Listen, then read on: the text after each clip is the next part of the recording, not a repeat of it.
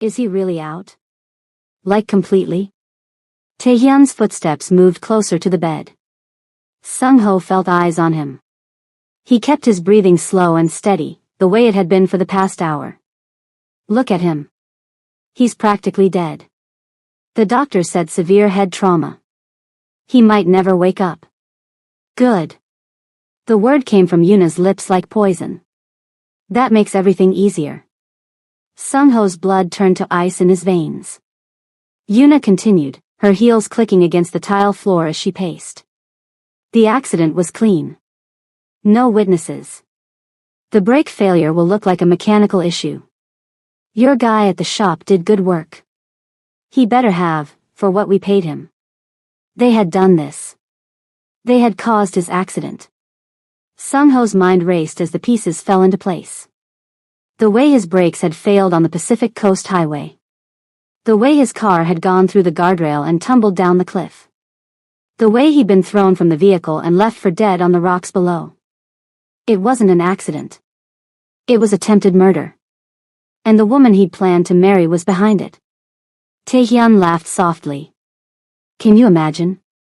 5 years of playing the loyal soldier. 5 years of yes boss, no boss, whatever you need boss. And now it's finally paying off. We deserve this, Yuna said. Do you know how long I've pretended to love him? Do you know how many times I've had to smile and nod while he treated me like some kind of trophy? It's almost over, baby. Once he's officially dead, you inherit everything as his fiancé. The territory. The money. The connections. All of it. Sung-ho heard them kiss. The sound made his stomach turn. What about his mother? Yuna asked. She never liked me. She'll fight the inheritance. Then we'll handle her the same way we handled him. Don't worry. By this time next month, the entire Park Empire will belong to us. If you're new to this channel, hit that subscribe button right now and turn on notifications. You're going to want to see how this plays out. Drop a comment telling me what you think Sung-ho should do. And smash that like button if you're already hooked. Now let's get back to the story. The door opened again. Footsteps. Different ones this time. Confident. Purposeful. The click of professional shoes on the hospital floor. Excuse me. A woman's voice cut through the tension. Strong. No nonsense. American. Visiting hours ended 30 minutes ago. You'll need to leave. We're his family, Yuna said, her voice instantly transforming into something sweet and concerned. I'm his fiancé. Surely you can make an exception. I don't make exceptions. Hospital policy exists for a reason. Your fiancé needs rest, not visitors crowding his room at 11 o'clock at night. There was something in the doctor's voice that made Sung-ho want to open his eyes. An authority. A fearlessness. This woman wasn't intimidated by Yuna's status or Taehyun's barely concealed menace. Do you know who I am? Yuna's voice had an edge now.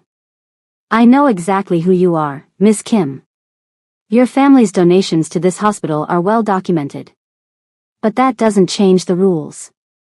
Come back tomorrow during visiting hours. Your fiancé will still be here. A long, tense silence. Then Taehyun spoke. Let's go, Yuna. We've seen what we needed to see. Fine. Yuna's heels clicked toward the door. But I want updates on his condition every hour. You'll get updates when his doctor decides you need them. Good night, Ms. Kim. The door closed. Sung-ho heard Yuna curse under her breath in Korean as she walked away down the hall. For a moment, there was silence. Then the doctor's footsteps approached his bed. You can open your eyes now. They're gone. Sung-ho's eyes flew open. He found himself staring up at a woman in a white coat, her dark skin illuminated by the dim hospital lighting. She had natural hair pulled back in a professional style, sharp brown eyes that seemed to see right through him, and full lips pressed into a knowing line. How did you know? His voice was hoarse, cracked from disuse. Your heart rate spiked when she called the accident clean. Then again when she talked about handling your mother. Whatever monitoring you thought you were doing, your body gave you away. She pulled up a chair and sat down beside his bed, crossing her legs and studying him like he was a particularly interesting case study. Dr. Naomi Beverly. I'm the one who pulled you back from the dead when they brought you in 3 days ago. 17 hours of surgery. For blood transfusions. You're welcome. 3 days? You've been in and out. Mostly out. But your brain activity has been strong. I suspected you might be more aware than you let on. She tilted her head. Want to tell me why your loving fiancé and your best friend are trying to kill you? Or should I guess? Sung-ho tried to sit up, but pain shot through his entire body. Dr. Beverly put a firm hand on his shoulder and pushed him back down. Easy. You have 4 broken ribs, a fractured collarbone, a ruptured spleen that I had to remove, and enough internal bleeding to fill a swimming pool. You're not going anywhere for a while. You don't understand. I need to. What you need is to stay alive long enough to get your revenge. And that means staying in this bed and letting me do my job. Sung-ho stared at her. You don't know anything about me. I know enough. Park Sung-ho. 34 years old. Son of Park Min-sik, the man who built the most powerful Korean crime syndicate on the West Coast. You took over when your father died 3 years ago. You run legitimate businesses as fronts, but your real money comes from gambling, loan sharking, and protection. You're engaged to Kim Yuna, daughter of your father's oldest ally, in an arrangement that's been in place since you were children. She smiled at his shocked expression. I also know that your right-hand man, Young Tae-hyun, has been skimming money from your operations for the past 2 years. And that he's been sleeping with your fiancé for at least 18 months. The question is, why didn't you know? How do you know all of this? Dr. Beverly leaned back in her chair. Because 6 years ago, your organization destroyed my family. My brother owed money to one of your loan sharks. When he couldn't pay, they beat him so badly he'll never walk again. My father tried to intervene. They put him in the ground. Sung-ho's jaw tightened. I didn't. Order it? No. You were probably too busy with whatever power plays were happening at the top to notice what your soldiers were doing at the bottom. But it happened. Under your watch. With your name attached to it. Then why save my life? Why not let me die on the operating table? Dr. Beverly's eyes went cold. Because death is too easy. I want you to suffer. I want you to feel what it's like to lose everything. And then, when you've been broken down to nothing, I want to be the one who decides whether you get to rebuild. She stood up and walked toward the door. Get some rest, Mr. Park. We have a lot of work to do. The door closed behind her, and Sung-ho was left alone with the beeping of machines and the weight of everything he'd just learned. His fiancée wanted him dead.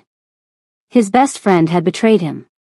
And the doctor who'd saved his life hated him for something he didn't even know had happened. He closed his eyes, but sleep didn't come. Instead, he began to plan. 3 weeks passed.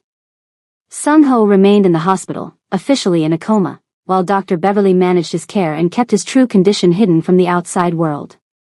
Yuna visited every day, playing the devoted fiancé to perfection. She'd hold his hand and whisper sweet words, then step outside to take calls from Tae-hyun about their plans to carve up his empire. Sung-ho listened to everything. He learned that Tae-hyun had already approached 2 of his underbosses about switching loyalties. He learned that Yuna had been in contact with the Yakuza, promising them territory in exchange for support. He learned that they planned to pull the plug on his life support within the month, claiming it was what he would have wanted. And through it all, Dr. Beverly was there. She came to his room every night after her shift ended, updating him on what she'd learned, challenging him with questions he didn't want to answer. Tell me about your father's organization, she said one night, sitting in her usual chair. How does it work? Why do you care? Because if I'm going to help you take it back, I need to understand what I'm dealing with. Sung-ho studied her face. You want to help me now? I thought you wanted me to suffer. I do. But I've realized something over the past few weeks. You're not the one who hurt my family. You're just the one who inherited the machine that did. The real monsters are still out there, hiding behind your name. She pulled out a folder and dropped it on his bedside table. Do you know who authorized the hit on my father? Sung-ho opened the folder. Inside was a photograph of Taehyun standing next to an older Korean man he recognized as one of his senior lieutenants. Taehyun ran the loan sharking operation 6 years ago, Dr. Beverly said. He was the one who ordered the beatings. He was the one who had my father killed when he tried to go to the police. And when your father found out, Taehyun convinced him it was necessary to send a message. My father knew. Your father approved it. After the fact, but he approved it nonetheless. Sung-ho felt something crack inside him. His father had always been hard, ruthless, willing to do whatever was necessary to maintain power. But he'd also been the man who taught Sung-ho to ride a bike. The man who held his hand at his mother's funeral.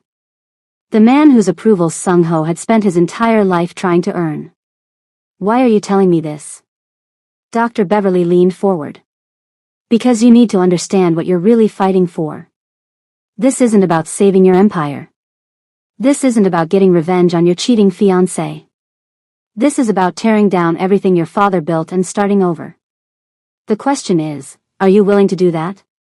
You want me to destroy my own organization? I want you to burn it to the ground and build something better. Or at least something that doesn't destroy innocent families for the crime of being poor. Sung-ho stared at the ceiling. His father's legacy. His family's name. Everything he'd spent his life protecting. And if I refuse? Then I walk out that door and tell everyone you're awake. How long do you think you'll last once Yuna and Taehyun know you've been listening to their plans? It wasn't a threat. It was a statement of fact. And Sung-ho knew she meant every word. What do you want from me? A partnership. I have information. You have power. Together, we take down everyone responsible for what happened to my family and what's happening to you. And when it's over, you restructure your organization into something I can live with. And if I want more than a partnership? Dr. Beverly's expression didn't change. Then you'll have to earn it. I don't trust you. I don't even like you. But I recognize that we need each other right now. Everything else comes later. If it comes at all. Sung-ho extended his hand. Deal. She looked at his hand for a long moment. Then she shook it. Deal.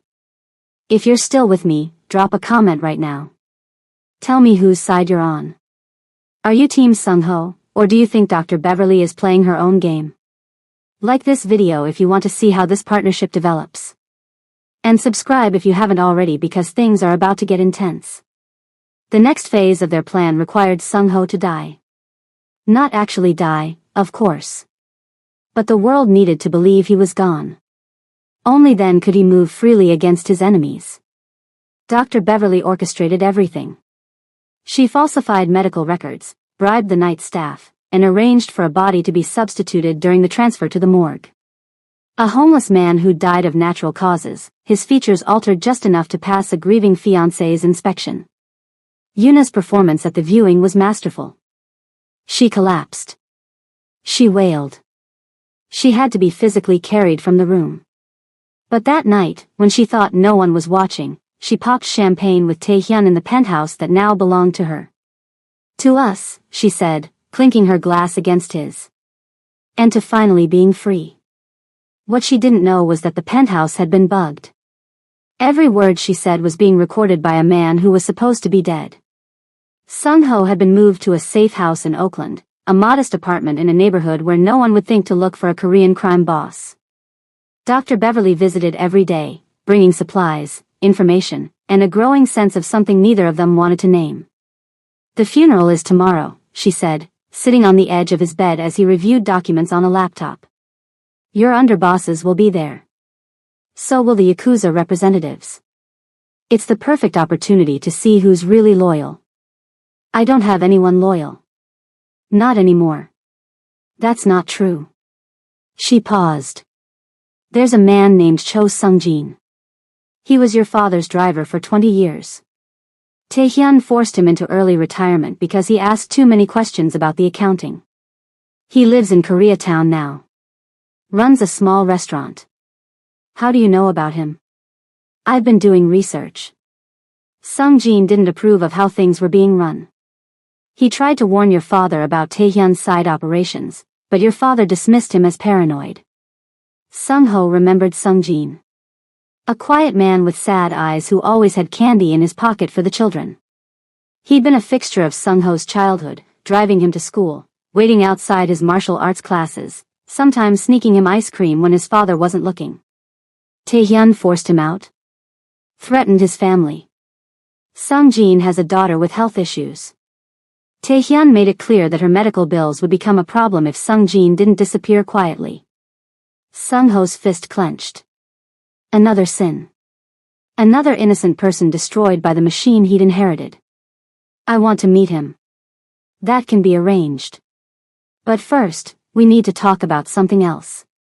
She pulled out a photograph and handed it to him. It showed Yuna meeting with a Japanese man in a restaurant.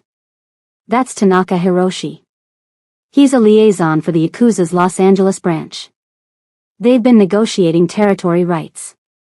Yuna is promising them everything south of Wilshire in exchange for their support in consolidating power. She's selling my territory to the Japanese? She's selling your territory to everyone. The Mexicans want the ports. The Russians want the gambling operations. Taehyun has been playing middleman, taking cuts from all sides. Sung Ho felt rage building in his chest, but he forced it down. Rage was a luxury he couldn't afford right now. What's our play? We turn them against each other. Yuna and Taehyun have been promising the same territories to multiple buyers. When they find out they've been played, things will get messy. And in the chaos, you make your move. And you? What's your role in all this? Dr. Beverly smiled, but there was no warmth in it. I'm going to get close to Taehyun. He has a type. Successful. Independent. Slightly dangerous. I happen to fit that profile perfectly. Something dark flickered in Sung Ho's eyes. You're going to seduce him? I'm going to manipulate him. There's a difference. He needs to trust me enough to reveal where he's keeping the evidence of his embezzlement. Once we have that, we have leverage. And if he wants more than trust? Dr. Beverly met his gaze steadily. Then I'll handle it. Don't worry about me. Worry about doing your part. She stood up to leave, but Sung Ho caught her wrist. I don't like this plan. You don't have to like it. You just have to let me do my job. She pulled her hand free and walked out. That night, Sung Ho couldn't sleep. He told himself it was the pain from his injuries. He told himself it was anxiety about the operation. But deep down, he knew the truth. He didn't want Naomi Beverly anywhere near Taehyun. And that feeling scared him more than anything else. The funeral was held at a Korean church in Los Angeles. Hundreds of people attended, from legitimate businessmen to known criminals. The Korean community came out in force to pay their respects to the son of Park Min-sik. Sung Ho watched it all from a van parked across the street, monitoring feeds from hidden cameras Dr. Beverly had planted throughout the building. He saw Yuna in her black dress, dabbing at dry eyes with a handkerchief. He saw Taehyun standing solemnly beside her, the perfect picture of a grieving friend. He saw his underbosses whispering to each other, already calculating how to benefit from his death. And then he saw something that made his blood freeze. Cho Sung-jin entered the church alone. The old man walked slowly, his shoulders hunched, his face a mask of genuine grief. He approached the coffin and stood there for a long moment, his lips moving in silent prayer. Then Taehyun approached him. Sung Ho turned up the audio. Sung Jin. I didn't expect to see you here. He was like a son to me. How could I not come? Taehyun's smile was cold. Careful, old man. People might think you're disloyal. I was loyal to this family when you were still stealing candy from corner stores. Don't lecture me about loyalty. For a moment, something dangerous flashed in Taehyun's eyes. Then he laughed and clapped Sung Jin on the shoulder. You always did have spirit. Enjoy the funeral, old man. It might be the last one you attend. He walked away, leaving Sung-jin staring after him with undisguised hatred. Dr. Beverly's voice came through Sung-ho's earpiece. Did you see that? I saw it. Sung-jin is definitely on our side. I'll make contact tonight. Be careful. Always. The reception after the funeral was held at a restaurant owned by the Kim family. Sung-ho watched the feeds as his enemies toasted to his memory, their smiles growing wider with each drink. Then Dr. Beverly made her entrance. She walked in wearing a sleek black dress that hugged her curves in all the right places. Her hair was down, cascading over her shoulders in waves. Every head in the room turned to look at her. Sung-ho's jaw tightened. She introduced herself as Dr. Beverly, the physician who had tried so valiantly to save Park Sung-ho's life. She expressed her condolences to Yuna, who thanked her with practiced grace. And then Taehyun approached. Dr. Beverly. I've heard so much about you. Have you? They say you worked miracles. Kept him alive for 3 weeks when anyone else would have given up. I don't give up on my patients. Unfortunately, some battles can't be won. Taehyun smiled his charming smile. Can I get you a drink? I'd like that. Sung-ho watched them walk to the bar together, his hands gripping the edge of the console so hard his knuckles turned white. Easy, boss. The voice came from behind him. Sung-ho turned. Cho Sung-jin sat in the corner of the van, his weathered face illuminated by the glow of the monitors. She knows what she's doing. How did you? Dr. Beverly contacted me last night. Told me everything. I always knew you weren't dead. I could feel it in my bones. The old man's eyes were bright with emotion. I'm glad you're alive, young master. I'm glad you finally see the truth about the snakes in your garden. I should have seen it years ago. You were raised to trust. That's not a weakness. It's a strength. The weakness is in those who exploit that trust. On the monitor, Taehyun leaned closer to Dr. Beverly, whispering something that made her laugh. Sung-ho's temperature rose. She's playing a dangerous game, Sung-jin said. But she's smart. Stronger than she looks. I think she might be exactly what you need. I don't need anyone. Everyone needs someone, young master. Your father tried to do everything alone. Look where it got him. Sung-ho had no response to that. For the next 2 weeks, Dr. Beverly played her role to perfection. She let Taehyun pursue her, always staying just out of reach, always leaving him wanting more. She met him for drinks, for dinners, for late-night conversations about life and loss and ambition. And slowly, carefully, she extracted information. She learned that Taehyun kept records of all his illegal activities in a safe at a warehouse in Long Beach. She learned that Yuna was growing suspicious of his outside dealings and their relationship was becoming strained. She learned that the Yakuza were getting impatient with the delays in territory transfer. Every piece of intelligence was fed back to Sung-ho, who worked with Sung-jin to build a network of loyalists among the organization's lower ranks. Men who had been overlooked by Taehyun. Men who remembered the old ways. Men who were willing to fight for the true heir of the Park family. But as the weeks passed, something else was growing too. Sung-ho found himself waiting for Dr. Beverly's visits. Looking forward to their strategy sessions. Noticing the way she smiled when something went right, the way she frowned in concentration when studying documents, the way her laugh sounded like music in the cramped safe house. One night, after a particularly close call during one of her meetings with Taehyun, she came to the safe house shaking. He tried to kiss me. Sung-ho was on his feet instantly. Did he hurt you? No. I pulled away. Told him I wasn't ready. He bought it, but barely. She sat down heavily on the couch. He's getting possessive. If I don't give him something soon, he's going to become suspicious. Then we pull you out. We can't. I'm too close. Another week and I'll have access to the warehouse. We can't stop now. Sung-ho crossed the room and knelt in front of her. I don't care about the warehouse. I don't care about the evidence. I care about you not getting hurt. She looked at him, really looked at him, for the first time in weeks. Why? I'm just a means to an end for you. You stopped being that a long time ago. The air between them crackled with tension. Sung-ho. I know you don't trust me. I know you have every reason to hate me. But I need you to know that whatever happens, I'm not going to let anyone hurt you. Not Taehyun. Not Yuna. Not anyone. She stared at him for a long moment. Then she reached out and touched his face, her fingers tracing the scar that ran along his jawline from the accident. When this is over, we need to talk. About us. About what this is. When this is over, we'll have all the time in the world. He leaned in, but she pulled back. Not yet. I can't do this while I'm still playing that role with him. I need to keep my head clear. He understood. It hurt, but he understood. Then let's finish this. Together. She nodded.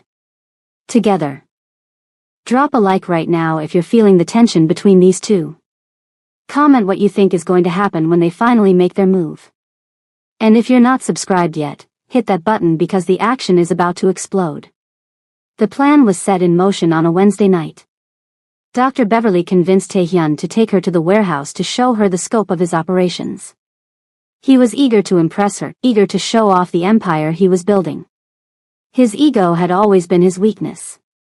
Meanwhile, Sung-ho and his team moved into position. Sung-jin had gathered 30 men, all loyal to the old ways, all armed and ready. They surrounded the warehouse in the darkness, waiting for the signal. Inside, Dr. Beverly played her part beautifully. This is impressive, she said, looking around at the stacks of cargo containers and the armed guards patrolling the aisles. You've built all this yourself? With some help. But the vision was always mine.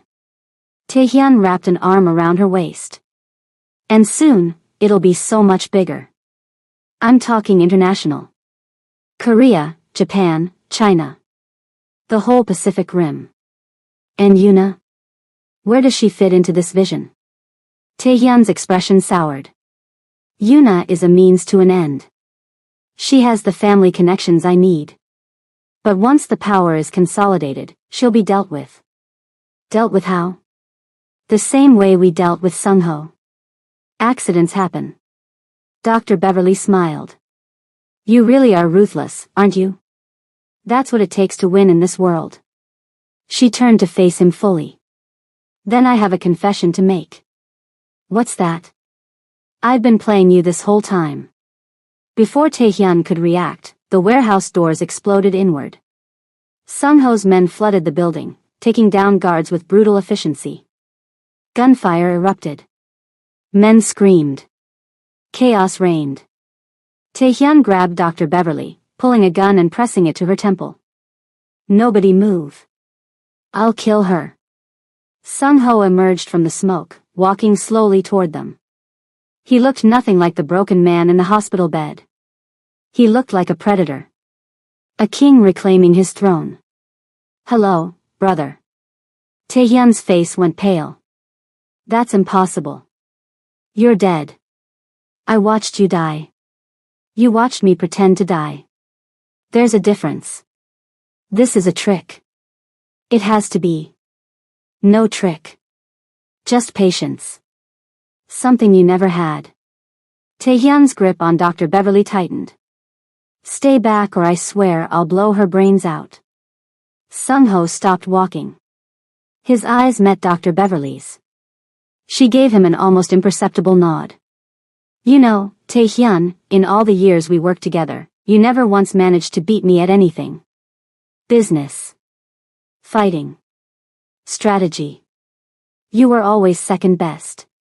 And that ate you alive, didn't it? Shut up.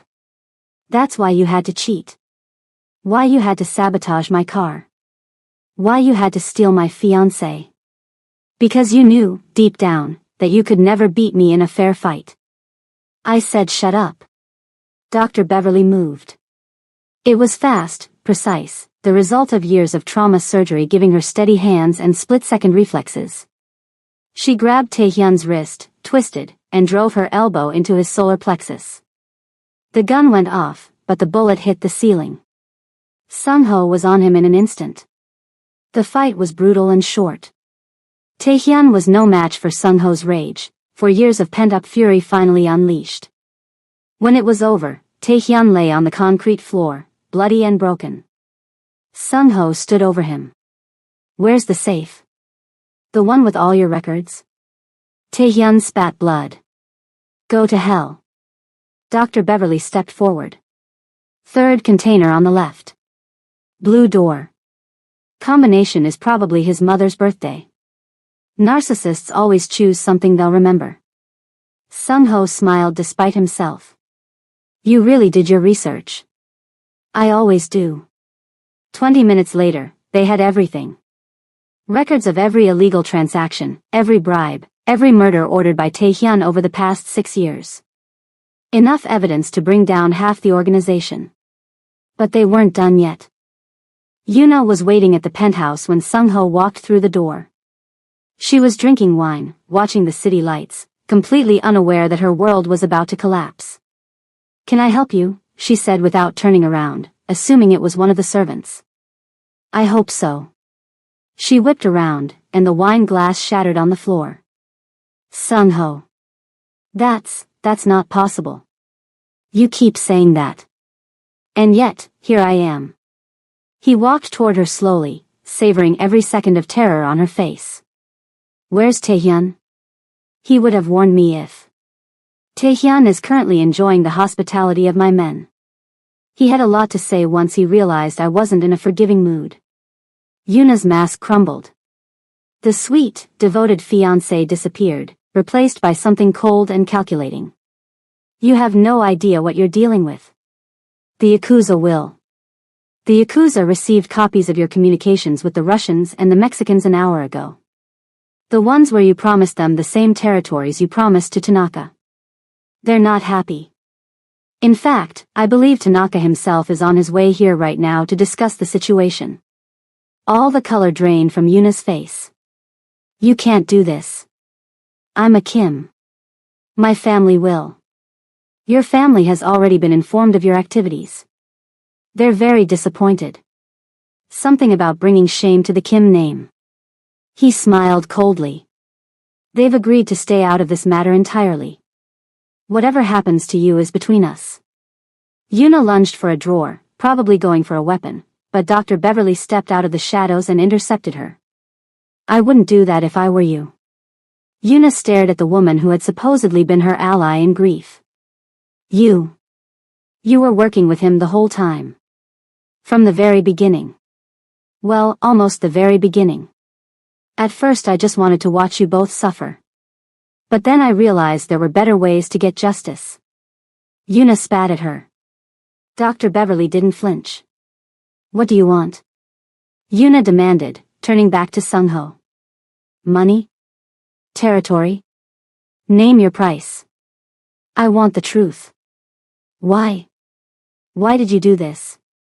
We were supposed to be married. We were supposed to be partners." Yuna laughed bitterly. "Partners? You never saw me as a partner. I was just another asset to you. Another piece in your empire building. You never once asked me what I wanted. What I dreamed about. It was always about you and your precious organization. So this was about revenge? About feeling overlooked? This was about taking what I deserved. I put in years of work, smiling and nodding and playing the perfect Korean wife-to-be. I earned everything that should have been mine. By killing me? You weren't supposed to survive the crash.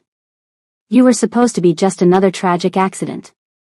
And I was supposed to finally be free." Sung-ho nodded slowly. "I understand." "You do?" "Yes. I understand that you're a snake who was never worthy of my trust. And I understand that you're going to spend the rest of your life regretting what you did." He turned to his men. "Take her. Make sure she's comfortable. We'll discuss her future later." Yuna screamed and fought as they dragged her away, but her words were lost in the wind. In the aftermath, Sung-ho stood on the balcony of the penthouse, looking out at the Los Angeles skyline. The city spread out before him, glittering with a million lights. His city. His empire. But it felt different now. Emptier. Dr. Beverly joined him on the balcony. "It's over," she said. "Is it? The Yakuza won't forgive this insult. The Russians will be looking for new opportunities. And half my underbosses still need to be dealt with. That's tomorrow's problem. Tonight, we won." He looked at her. "We did, didn't we?" She leaned against the railing beside him. "So what now? You rebuild your empire? Go back to being the king of the Korean underworld? I don't know. Part of me wants to burn the whole thing down, like you said. Start over completely. And the other part? The other part knows that if I disappear, someone worse will take my place. At least if I'm in charge, I can try to do things differently. That's a convenient justification. Maybe. Or maybe it's the truth. I'm not a good man, Naomi. I never claimed to be. But I'm not my father either. And I'm definitely not Taehyun." She was quiet for a long moment. Then she spoke. "What about us? What do you want there to be?" She turned to face him. "I don't know. A month ago, I wanted you dead. Now I'm standing on your balcony after helping you take back your empire. It's complicated. It doesn't have to be. Yes, it does. You're a criminal. I'm a doctor. You live in a world of violence and betrayal. I save lives. We're not exactly compatible. And yet here we are." She smiled despite herself. "And yet here we are." He reached out and took her hand. She didn't pull away. "I'm not asking you to love me. I'm not asking you to trust me. I'm just asking you to give this a chance. Whatever this is. A partnership? If that's what you want to call it. And if I want more than a partnership?" He smiled, echoing her words from weeks ago. "Then you'll have to earn it." She laughed, a real laugh, the first one he'd heard from her since they met. Fair enough. They stood there together as the sun began to rise over Los Angeles, two people who had found each other in the darkness and weren't quite ready to let go. It wasn't a happy ending. It wasn't a resolution. It was a beginning. A beginning built on revenge and blood and grudging respect. A beginning that might lead to love, or might lead to destruction. Only time would tell. 6 months later, the park organization had been completely restructured. The loan sharking operations had been shut down. The protection rackets had been transformed into legitimate security services. The gambling remained, but with strict limits and oversight. It wasn't a legitimate empire, not entirely. But it was better than what it had been. Dr. Beverly still worked at the hospital, but she spent her nights at Sung-ho's side. She became his advisor, his conscience, the voice in his ear that kept him from becoming his father. They weren't married. They weren't even officially together. But everyone who saw them knew what they were. Partners. In every sense of the word. And when Sung-ho looked at her, he saw something he'd never seen with Yuna. Respect. Challenge. The promise of an equal standing beside him, not behind him. It was enough. For now. As for Yuna and Taehyun, their fates remained unknown to the public. Rumor had it they'd been handed over to the Yakuza as a peace offering. Rumor had it they'd been sent back to Korea to face the Kim family's justice. Rumor had it they'd simply disappeared, like so many others who crossed the wrong people. Only Sung-ho knew the truth. And he wasn't telling. Some secrets were meant to stay buried. If you made it to the end of this story, you are a real one. Drop a comment telling me what you thought of the relationship between Sung-ho and Dr. Beverly. Did they deserve each other? Should she have walked away? And what do you think happened to Yuna and Taehyun? Make sure you like this video, subscribe to the channel, and hit that notification bell so you never miss a story. I read every single comment, and your engagement helps more people discover these stories. I'll see you in the next one.